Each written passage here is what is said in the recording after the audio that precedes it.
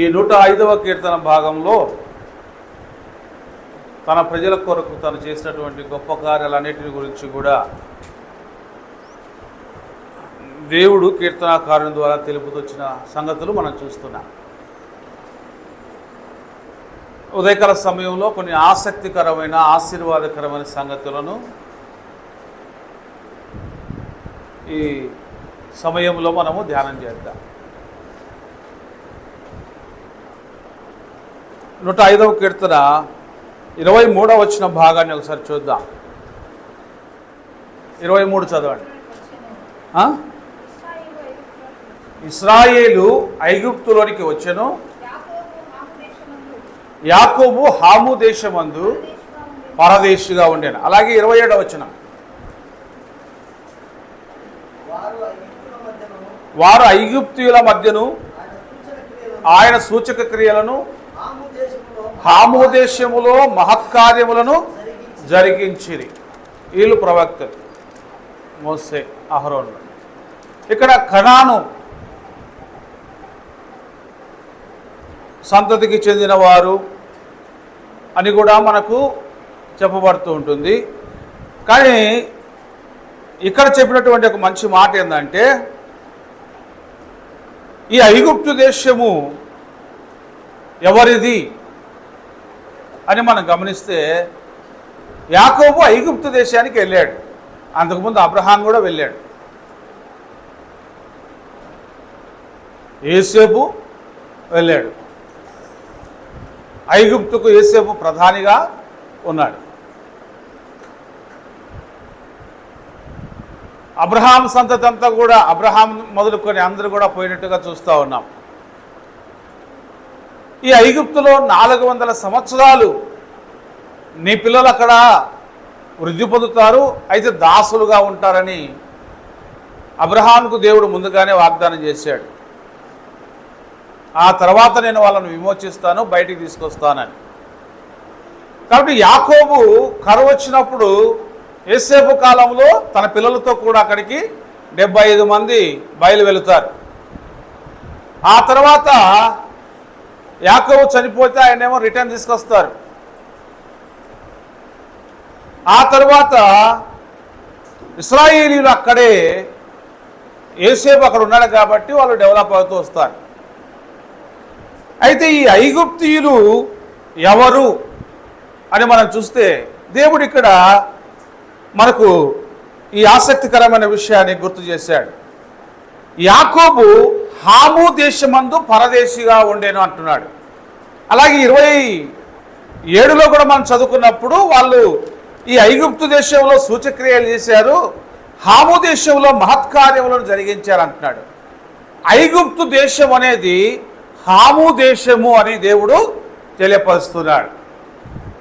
గమనించండి, ఈ హాము దేశము అంటే ఎవరి హాము అనేది మనకు కొంచెం బైబిల్ను బాగా చదువుతూ ఉండే వాళ్ళకైతే నోటెడ్ అవుతూ ఉంటుంది. హాము, షేము, హాము, యాపేతు అనేటువంటి వారు 3 కుమారులు ఉన్నారు ఒక తండ్రికి. వారి తండ్రి? నోవహు. జలప్రలయంలో, అత్యంత భయంకరమైనటువంటి జలప్రలయములో తప్పించబడినటువంటి కుటుంబం ఏదైనా ఉంది అని అంటే అది నోవహు కుటుంబం. నోవహు ఆయన సతీమణి, వారి 3 కుమారులు, 3 కోడళ్ళు, 6 వీళ్ళిద్దరు, మొత్తము 8 మంది. ఆ జలప్రలయంలో వారు బతికి బట్టగట్టారు. దేవుని ఆశీర్వచనం చేత జలప్రలయములు లోకమంతా మునిగిపోతే వీరు మాత్రమే వారి నీతి చేత, నోవహు నీతి చేత కాపాడబడుతూ వచ్చారు. ఆ జలప్రలయం అయిపోయిన తర్వాత అరారాతు కొండ మీద ఓడ నిలిచింది. అక్కడి నుంచి వారు కొన్ని దినములు ఆగిన తర్వాత, నీళ్ళన్నీ భూమిలో ఇంకిపోయిన తర్వాత దేవుని ఆదేశాల ప్రకారముగా వారు భూమి మీద నివసించడానికి ఓడలో నుండి కిందికి దిగారు. వారితో పాటు మిగిలినటువంటి జంతువులన్నిటిని కూడా, జీవరాశులన్నిటిని కూడా వారు వదిలిపెట్టినట్టుగా మనం చూస్తాం. ఇప్పుడు నోవహు కుటుంబము భూమి మీద మనుగడ ప్రారంభిస్తుంది. అప్పుడు నోవహును దేవుడు ఆశీర్వదిస్తాడు. ఆదామును ఆశీర్వదించినట్లుగానే నోవహు కుటుంబాన్ని కూడా ఆశీర్వదిస్తాడు. మీరు ఫలించి అభివృద్ధి పొందండి, విస్తరించండి, భూమిని నిండించనటువంటి ఆది తల్లిదండ్రులకు ఇచ్చినటువంటి ఆదామవులకు ఇచ్చినటువంటి ఆశీర్వాదాన్ని వారికి కూడా ఆయన ఇస్తాడు. ఆ విధంగా ఈ నోవహు వ్యవసాయం చేస్తూ ఉంటాడు. వ్యవసాయం చేసుకుంటే కుటుంబాన్ని అందరూ కూడా పోషించుకుంటూ ఉంటారు. అయితే ఒకరోజు ఆయన ద్రాక్షరసాన్ని ఎక్కువగా తాగడం వల్ల ఆ ద్రాక్షరసం కొంచెం కాస్త మత్తునిస్తుందన్నమాట. ఆ మత్తులో అతడు అక్కడే పడిపోతాడు. పడిపోయినప్పుడు అతని వస్త్రములు పక్కకు తొలిగిపోయి ఉంటాయి. తొలిగిపోయి ఉన్నప్పుడు ముందు ఈ హాము అన్నటువంటి ఆయన తండ్రిని ఆ దిగంబరత్వాన్ని, ఆ బట్టలు పోయినటువంటి స్థితిని చూస్తాడు. చూసి బట్టను కప్పకుండా అతడు ఏం చేస్తాడంటే నవ్వుకుంటా పోయి తన సహోదరులకు చెప్తాడు. వాళ్ళు వచ్చి ఏం చేస్తారంటే ఆ తండ్రి దిశమలను చూడకోకుండా వెనక నుంచి వచ్చి ఆ బట్టను తీసుకొని వచ్చి తండ్రి మీద కప్పుతారు. అప్పుడు ఆయన మేలుకుంటాడనమాట. మేలుకొని తన చిన్న కుమారుడు చేసినటువంటి తప్పిదాన్ని చూసి బాధపడతాడు. వానికి తెలివి లేకుండా ఎట్లా ప్రవర్తించినాడని చెప్పి అప్పుడు నోవహు పిల్లలకి ఇచ్చే ఆశీర్వచనాలలో ఇతనికి ఒకటి ఇచ్చాడు. ఇతనికి కాస్త ఇబ్బందికరమైనటువంటి దీవెనే అది. ఒక రకంగా శపించబడినటువంటి పరిస్థితిలోనికి వెళ్ళిపోయాడు. అతను శపించేటప్పుడే చెప్తాడు, కనాను శపించబడిన వాడు అని. ఇదంతా మనము చూద్దాం. ఆది కాండములో 10వ అధ్యాయ భాగంలో నుంచి 9, 10 అధ్యాయాలను మనం గమనిస్తే ఈ సందర్భం అంతా మనకు కనపడుతుంది. మొదటగా 9వ అధ్యాయము ఆది కాండము 18వ వచన భాగాన్ని చూద్దాం. ఓడలో నుండి వచ్చిన నోవహు కుమారులు సేము, హాము, యాపేతు అనువారు కనానుకు తండ్రి. నోవహు కుమారులు వీరి సంతానము భూమి అందంతటా వ్యాపించింది. ఎవరి సంతానం? ఈ ముగ్గురు సంతానం. నోవహు పిల్లల సంతానం అంతా కూడా విస్తరిస్తూ పోయినారు. అంటే ఐగుప్తు దేశము ఉండేది కూడా ఆయన పిల్లలని మనం ఈజీగా చెప్పేయచ్చు.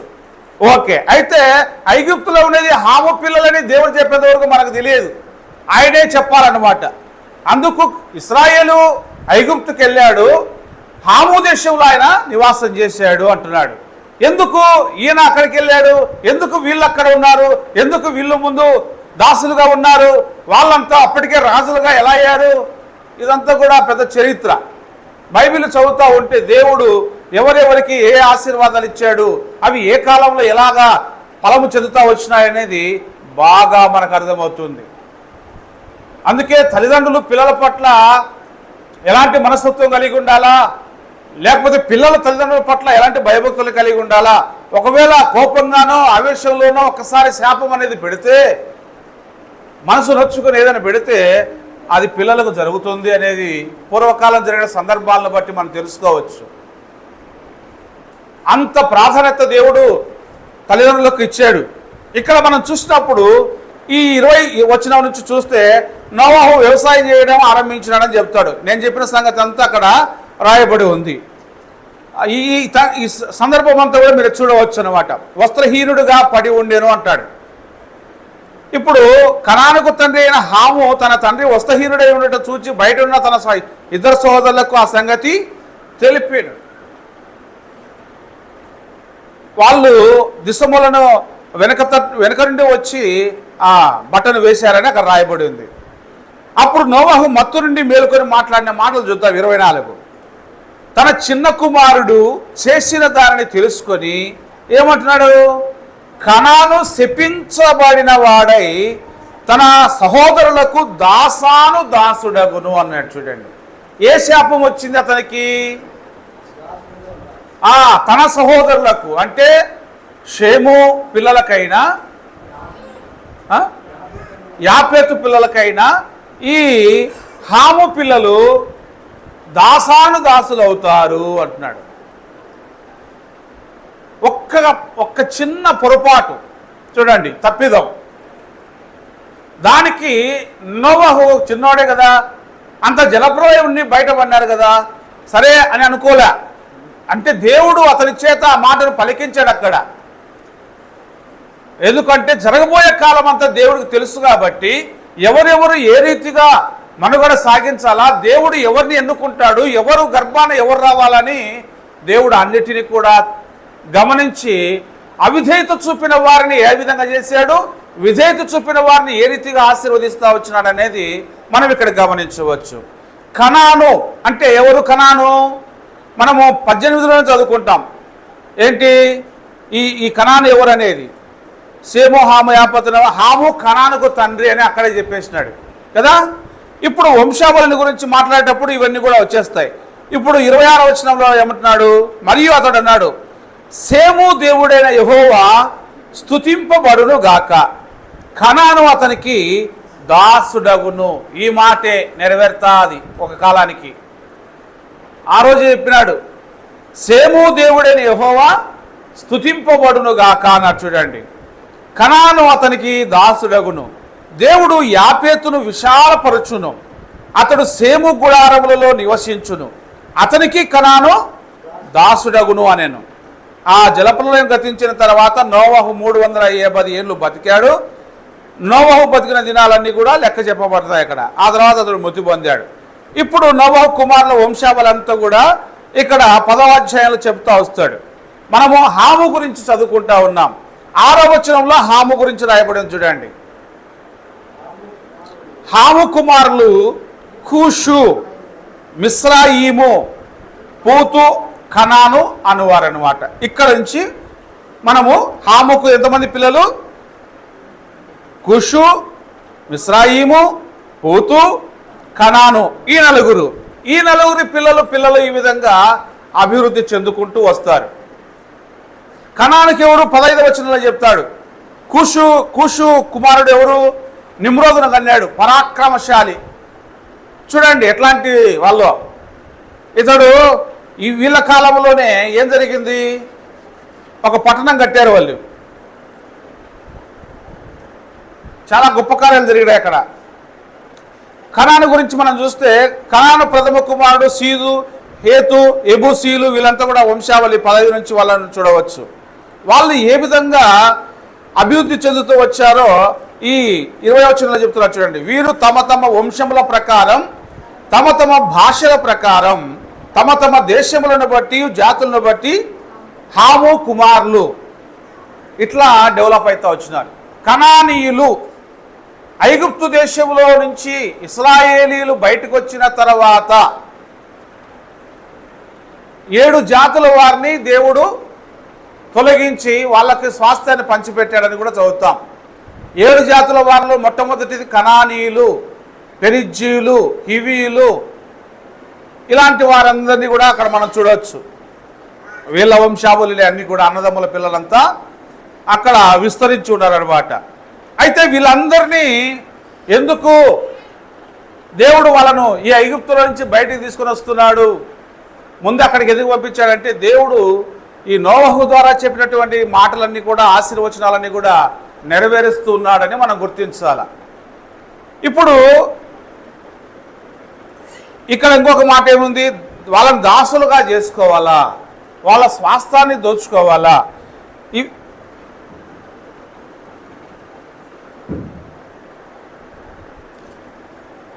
ఇది దేవుని చేత నిర్ణయించబడినది కనుక దేవుడు చెప్పినట్లుగా జరుగుతూ వచ్చింది. అంటే ఈ ఐగుప్తులో నివసించే వారందరూ కూడా ఎవరి పిల్లలు?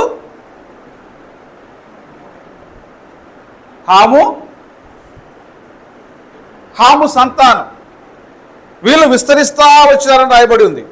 వీరికి ఇటుపక్క యాపేతు పిల్లలు ఉన్నారు, ఇటుపక్క షేతు కుమారులు కూడా,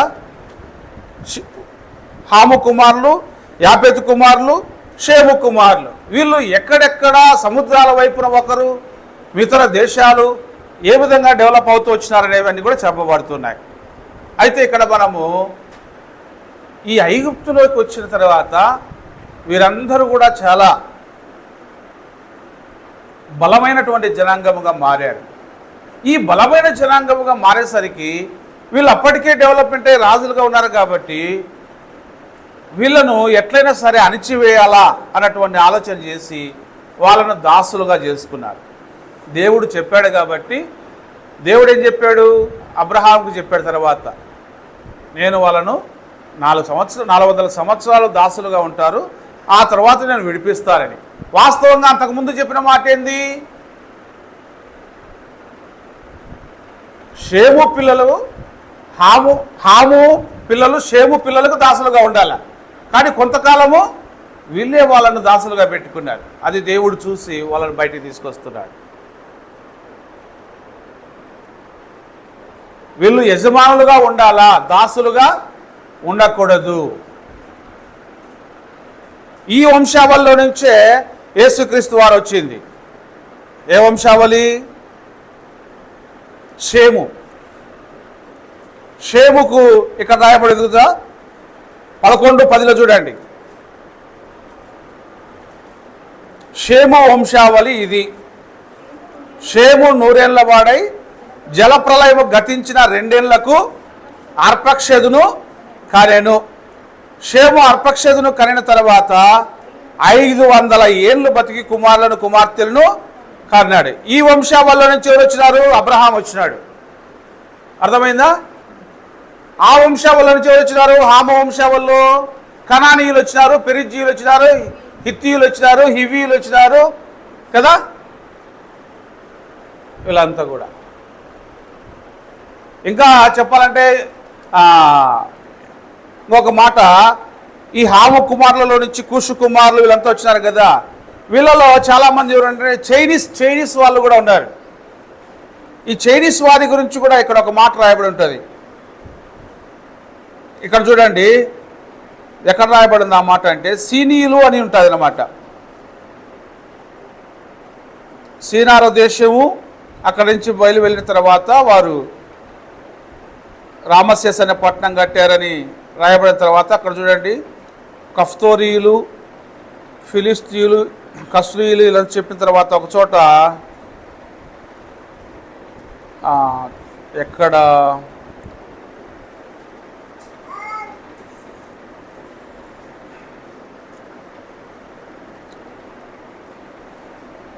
సీదోను, హేతు, ఎబూసీయులు, అమోరీయులు, గిర్గాయులు, హివీయులు, అర్కీయులు, సీనీయులు. చూడండి 15వ వచనం. ఈ సీనీయులు నేను ఒకసారి ఎవరో చెప్పగా విన్నా. ఈ సీనీయులే అంటే ఇదొకటి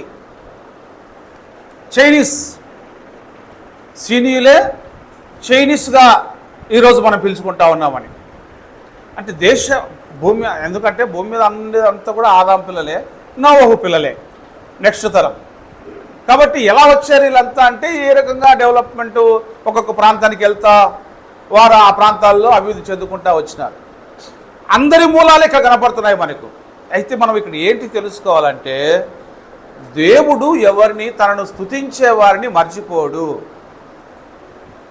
అక్కడ మనం మొదట ఏమన్నా సేము దేవుడు ఏమంట స్తుతింపబడును గాక అంటే, ఆ జనాంగము దేవునికి భయభక్తులు కలిగి స్తుతిస్తారు, దేవుని ఆరాధించే ప్రజలుగా ఉంటారు. అందుకు ఫరో దగ్గరికి వచ్చినప్పుడు మోసే ఏమని మాట్లాడాడు ఫరోతో? మీకు ఏమైనా గుర్తుందా? మేము మా దేవుని సేవించేదానికి మేము బయటికి వెళ్ళాలా, మీరు మమ్మల్ని వదిలిపెట్టండి అని అడిగినారు. మేము దేవుని సేవించేదానికి దేవుడు చూపించే ప్రదేశానికి మేము వెళ్ళాలా అని అంటాడు. అంటే ఆయన అంటాడు, యెహోవా ఎవడు? మీరు ఏదైనా సేవించాలనుకుంటే రాజు నేనున్నాను, ఫరో నేనున్నాను, కాబట్టి నన్ను సేవించండి అని అంటాడు. లేదు మేము మా దేవుణ్ణి సేవించే వారము, ఆయనకు మాత్రమే నమస్కారం చేసే వాళ్ళము, మేము మనుషులను సేవించే వాళ్ళం కాదు అని ఈ మాటలన్నీ కూడా జరుగుతాయి. నువ్వు వాళ్ళను విడుదల కలిగించాలని దేవుడు నన్ను పంపాడని చెబితే ఫరో వినడు. అందుకు 23వ వచనంలో మనం ఏం చేస్తాము? 106:23 ఏమంటాడు? వారు ఐగుప్తు దేశంలో మహత్కార్యాలను చేశారు, ఆశ్చర్య కార్యాలను చేశారు. ఎవరు? మోసే, అహరోన్లు. అక్కడికి వెళ్ళినప్పుడు ఏం జరిగిందంటే, సూచక్రియలు చాలా చేశాడు, 10 సూచక్రియలు చేశాడు దేవుడు. లాస్ట్కు జ్యేష్ఠ కుమారులనందరినీ కూడా చంపేస్తాడు, నీళ్లను రక్తంగా మారుస్తాడు కదా. మిడతలు వస్తాయి, జోరీగలు వస్తాయి, దోమలు వస్తాయి. ఒకరోజు చీకటంతా, దేశమంతా చీకటి, చిమ్మ చీకటి కమ్ముకుంటుంది. ఈ విధంగా చూస్తే వాళ్లకు దేవుడు తీర్పు తీర్చెను అని రాయబడి ఉంది. కనాను శపించబడిన వాడై తన సహోదరులకు దాసానుదాసుడు అవుతాడు. ఆ రోజు వాళ్ళ మూల పితరుడు తండ్రి చేసినటువంటి ఒక పొరపాటు అది శాపంగా మారి ఆ పిల్లలు వృద్ధేమో పొందుతారు, కానీ ఇతరులకు వాళ్ళు దాసులుగా ఉండాలా అని చెప్పి ఆయన పలికినటువంటి మాట నెరవేరుతూ వచ్చిందన్నమాట. అందుకే ఇంకొక మహత్తు గల మాట మనం 106వ కీర్తనలోనే చూద్దాం. 106వ కీర్తనలో చక్కటి మాటలు ఆయన బయలుపరుస్తూ వచ్చాడు.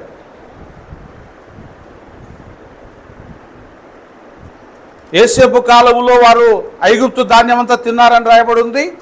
ఆ తర్వాత వారు బయటకు వచ్చిన తర్వాత ఒక మాట మనం చూద్దాం.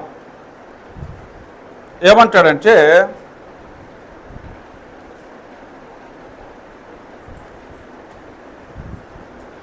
37వ వచనం చూడండి, 36, 37. వారి దేశమందలి సమస్త జ్యేష్ఠులను వారి ప్రథమ సంతానమును ఆయన హతము చేసెను. అక్కడ నుండి తన జనులను వెండి బంగారములతో ఆయన రప్పించెను. ఇదంతా ఎందుకు జరిగిందంటే పూర్వము నోవహు చెప్పినటువంటి మాట ప్రకారముగానే జరుగుతూ వచ్చిందన్నమాట.